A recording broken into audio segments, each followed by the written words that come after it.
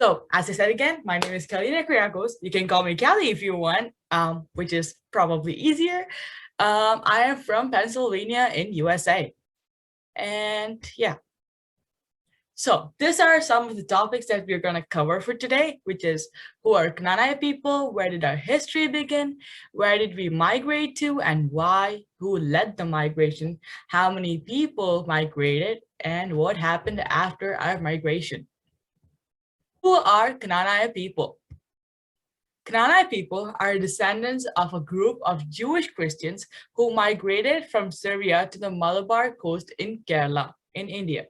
So, Knanaya people were Syrian Christians who originally are based off the Middle East. Our ancestors then migrated to Kerala, India in AD 345. We are the descendants of this group of immigrants. But did our immigration really end there? No, we then migrated all around the world and formed communities in several continents while staying strong in our faith and our traditions. I did say that we were originally based out of the Middle East, but how and when did our history begin? Our history began in the Middle East in and around a place called Mesopotamia. So Mesopotamia is right now covered by several countries and including Iraq, Syria, and Jordan. So to show on this map, this is Syria and Iraq, and Mesopotamia was somewhere over here. And as time passed on, the Mesopotamia was like covered by different countries. And yeah, on this slide, on to your left is the map of Mesopotamia. Just so you can see. And over here, so our history begins with the Archbishop of Edessa, which is Oraha Mar Joseph, or Yusuf. So this is Edessa, and Oraha Mar Yusuf was the Archbishop of Edessa. So legend says that Oraha Mar Joseph had a dream about St. Thomas Christians in India. So who are St. Thomas? St. Thomas Christians are those who were converted to Christianity by St. Thomas. Church that was disorganized and needed good leaders. Oraha Mar Joseph talked about his dream to the Catholicos of the East. The Catholicos is the head or like the leader of the Eastern Church. They also got to know more information from one person who was very familiar with the St. Thomas Christians. Do you guys know who this person is? So let's see. So a lot of you guys might have seen like pictures of this person. Let's see. If you guys know this person, can you like raise your hands? I could ask one person to unmute.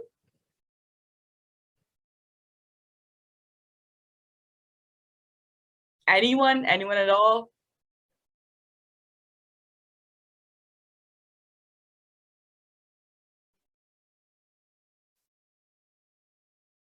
Can you guys hear me? Can anyone confirm that you can hear me?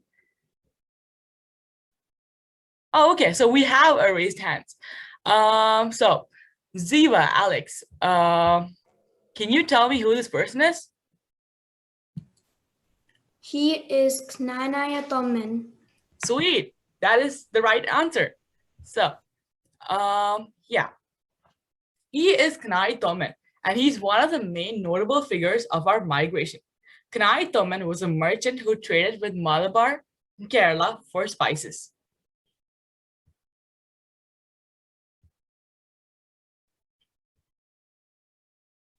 Then they learned, so the Oraha Mar Yosef, he learned about Knanaya Tommen. He was a merchant who used to trade with Malabar. So he kind of knew all the routes to Malabar. So he helped to confirm the conditions of the St. Thomas Christians. They needed help because at that time they did not have any spiritual leaders to preach, guide, and administer the sacraments to them. So after learning about the conditions of St. Thomas Christians, they decided to send a group to help the church in India, and thus Knanaya Tomen to help lead the group to Malabar.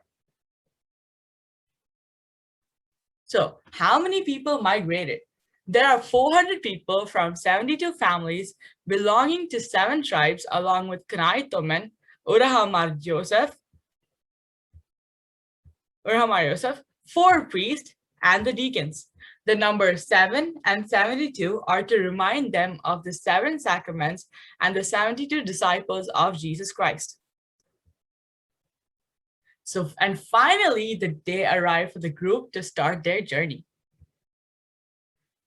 When it was time to start the journey, those who were chosen to go to India and those who came to give off their standoff assembled at the port of Basra. So as you can see here, this is around the port of Basra. And so what happened at that standoff?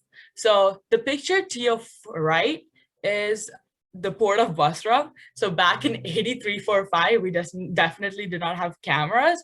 So this picture is actually a picture of Port Basra from 1915. Yeah, just a minute. So the Catholicos of the East gave his blessing and advice to those going to India. The last advice given to the group was to keep their relationship, observe the 10 commandments, and to practice the 7 sacraments. And the last one was to marry within the group. So to marry within the group means that a Knanaya person should marry another Knanaya person. This is very important to Knanaya people because that is how our families and our children would maintain our Knanaya lineage. And we still follow this advice even to this day. And then the departing group got on 3 ships led by Knanaya Tomen and started their journey towards Malabar.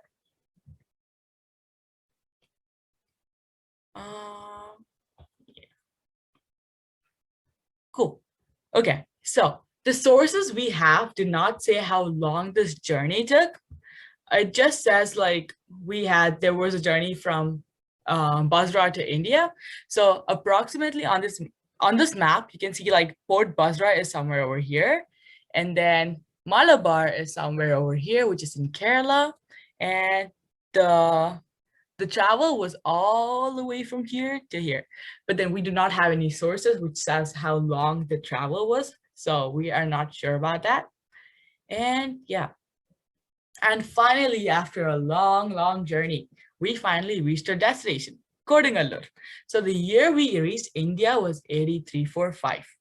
8345, but you guys might have seen it in a lot of pictures and stickers and flyers and logos around the place. So this picture right here is the picture is of a Dutch East India Company ships in Kodungalur, which is the picture is from 1708. So what happened at the arrival? The Knanaya, once they reached Kodungalur, they were welcomed by the king and St. Thomas Christians. The king was very interested because the foreigners in the land meant that there would be more trade and businesses in the area, which would be good for his country.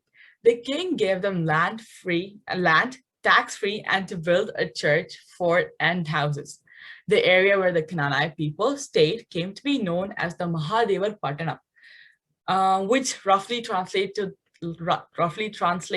to land of superiors. So why was this place called the land of superiors? The king Cheruman Perumal gave 72 privileges to the Knanaya people. By giving these privileges, the king recognized Knanaya people as those of good and honorable positions in the society. The superior position is why the land was called Mahadevar Pattanam, or land of superiors. These 72 privileges were written on copper plates, and according to the copper plates, these privileges were given to Thomas and his colleagues and all of their descendants as long as sun and moon exist, which is kind of crazy. And yeah, Under the leadership of Knanaya History and with the help of Chairman Perumal, 472 houses were built at Kodungalur. Churches were built and were administered by bishops, priests, and priests sent to them by the Catholicos of the East, as promised when they left Syria. We also settled ourselves in Kodungalur as soon as we came to Malabar. So from there, we migrated to different parts of Kerala, then India, and now to different parts of the world. We have established several institutions such as churches, hospitals, communities, centers, and colleges. Our community has grown prosperous and in numbers. So from the top left, that's Kadatirthi Church, um, and to its right, it's Caritas. This is Kalala Church. This is Chaitanya.